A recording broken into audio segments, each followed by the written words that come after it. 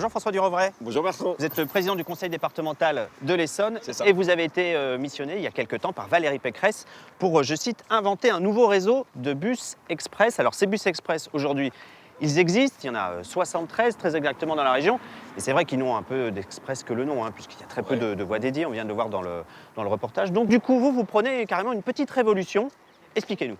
Alors déjà, la première révolution, c'est de plus les appeler des bus, mais des cars. Pourquoi? Parce que derrière, il y a une idée de confort. Dans un car, vous avez une place assise assurée, vous avez la Wi-Fi, vous avez une prise USB. Et du coup, votre temps de transport, qui, lorsque vous êtes en voiture dans les embouteillages et du temps contraint, devient du temps utile. Le confort, c'est bien, mais il faut gagner du temps. Effectivement, il faut qu'ils aillent vite et surtout, il faut qu'il y ait très peu d'arrêts. Il faut, si possible, qu'il y ait des voies express. Et puis, il faut évidemment qu'il y ait de la fréquence. Alors comment vous allez vous y prendre et avec quel calendrier? Dans ce rapport, je propose en fait une centaine de lignes, ce qu'on appelle de désirs, c'est-à-dire de possibilités, de besoins, pour aller vers les aéroports, faire par exemple du Fontainebleau-Évry ou du Plaisir-Guyancourt.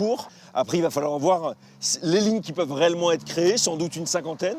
Et sur ces 50 lignes, sans doute une vingtaine qui peuvent l'être dès 2024-2025, et puis les 30 suivantes avant la fin de cette décennie. Alors tout ça, ça va coûter de l'argent, 1 milliard d'euros en termes d'infrastructures, 100 millions d'euros pour l'exploitation annuellement. On sait que du côté d'Île-de-France Mobilité, c'est un peu la dèche en ce moment.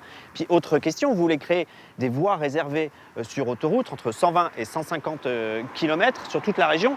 Mais ni la région ni Île-de-France Mobilité n'a la compétence voirie aujourd'hui. Il y a encore beaucoup de freins à lever. Alors beaucoup de questions. 100 millions d'abord de fonctionnement, c'est vrai.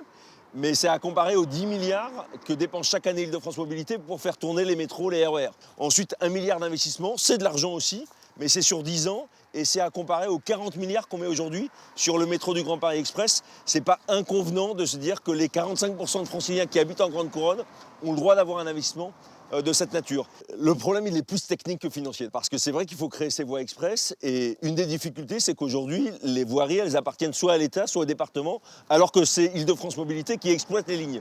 Donc il faut que tout le monde se mette autour de la table et se mette d'accord. Oui, mais ça, on nous a déjà dit ça il y a quelques années, et au final, il y a très peu de voies. Mais là, pour le coup, il y a des projets qui sont matures maintenant, et qui vont sortir assez rapidement. Merci beaucoup, François Durovray, d'être venu Merci à dans Parégon. On souhaite bonne chance à vos cars express, en espérant qu'ils se développent un petit peu plus vite que les bus à haut niveau de service que vous avez découvert tout au long de ce reportage. Voilà, c'est tout.